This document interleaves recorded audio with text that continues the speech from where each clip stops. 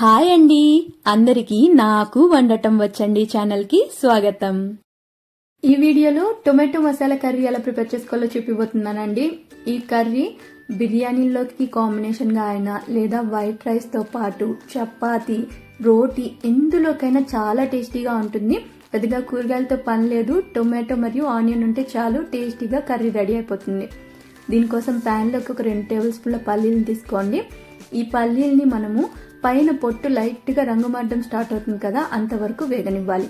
తరువాత ఇందులోకి ఒక చిన్న ఎండు కొబ్బరి ముక్కని సన్న ముక్కలుగా కట్ చేసి వేసేసుకొని 1.5 టేబుల్ స్పూన్ల ధనియాలు, 1/2 టీ స్పూన్ కంటే కొంచెం తక్కువ మెంతులు యాడ్ చేసుకోవాలి. మెంతులు ఎక్కువ యాడ్ చేస్తే చేదొచ్చేస్తుంది.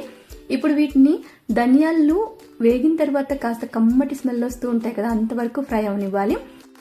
ఇప్పుడు ఇందులో 1/2 టీ స్పూన్ జీలకర్ర, సోంపు, 1/2 టీ స్పూన్ మిరియాలు, 1 టేబుల్ స్పూన్ నువ్వులు, 3 లవంగాలు, చిన్న దాల్చిన చెక్క ముక్క, 3 ఇలాచీ వీటిని యాడ్ చేసుకున్న తర్వాత ఇందులో నువ్వులైతే ఫ్రై అయిన తర్వాత లైట్గా చిట్పట్లాడడం స్టార్ట్ అవుతాయండి, అంతవరకు వేగనిస్తే సరిపోతుంది.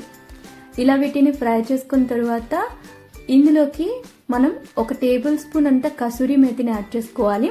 కసూరి మెతిని లాస్ట్లో ఇలా ఫైనల్గా యాడ్ చేసుకొని లైట్గా అలా వేపినట్టయితే అవి క్రిస్పీగా అయిపోతాయి. సో ఇలా ఫ్రై చేసేసుకున్న తర్వాత అన్నిటినీ ఒక ప్లేట్లోకి తీసుకుని చల్లారనివ్వండి. తర్వాత ప్యాన్లోకి 1 టేబుల్ స్పూన్ అంత ఆయిల్ యాడ్ చేసుకుని ఒక మీడియం సైజ్ ఉల్లిపాయని సన్న ముక్కలుగా కట్ చేసి వేసుకోవాలి.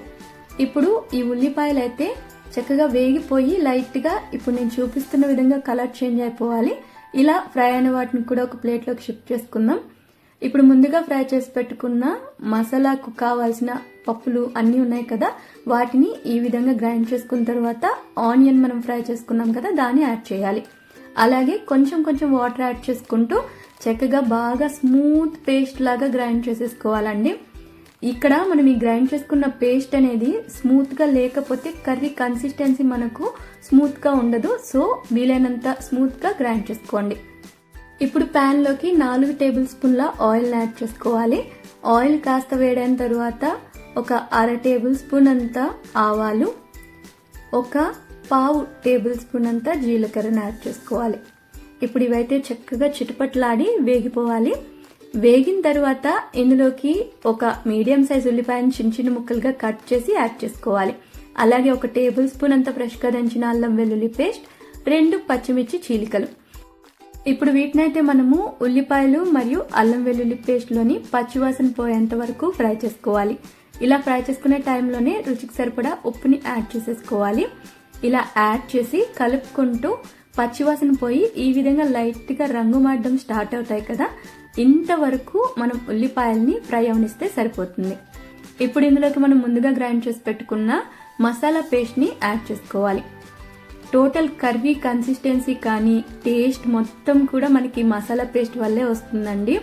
ఈ మసాలా పేస్ట్ని యాడ్ చేసిన తర్వాత జస్ట్ ఒక 1/2 నిమిషం పాటు కలుపుకుంటూ ఫ్రై చేసుకొని ఇందులోకి మిక్సీ జార్ని కడగ్గా మిగిలిన వాటర్ని యాడ్ చేసుకోవాలి.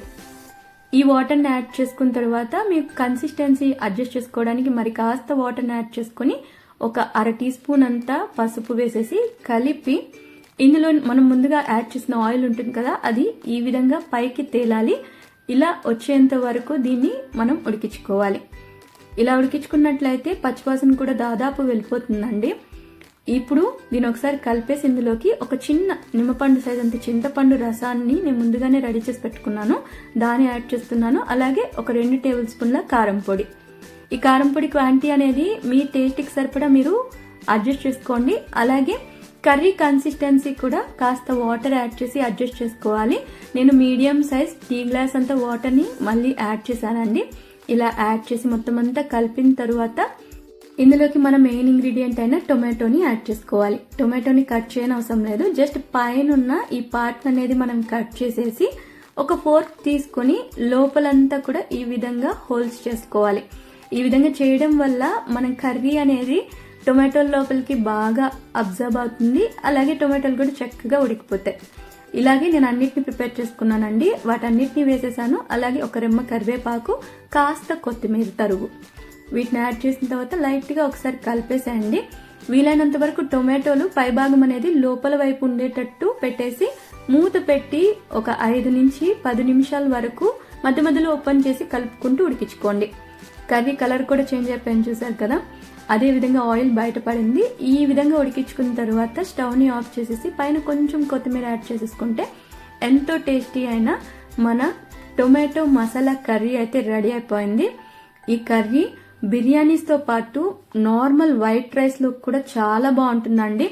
చపాతీ కానీ ఇంకా రోటీ లాంటి వాటిలో కూడా బాగుంటుంది. మంచి థిక్ కన్సిస్టెన్సీతో ఈ మసాలా కర్రీ చాలా చాలా టేస్టీగా ఉంటుంది.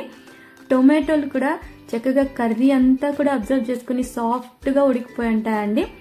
టేస్ట్ నిజంగానే చాలా బాగుంటుంది. ట్రై చేయండి. ట్రై చేసి ఎలా ఉందో మర్చిపోకుండా కామెంట్స్ ద్వారా నాకు తెలియచేయండి. వీడియో కనుక నచ్చినట్టయితే లైక్, షేర్ ఇంకా కామెంట్ చేసేయండి. ఛానల్ ఇంతవరకు సబ్స్క్రైబ్ చేసుకున్నట్లయితే తప్పకుండా సబ్స్క్రైబ్ చేసేసుకోండి.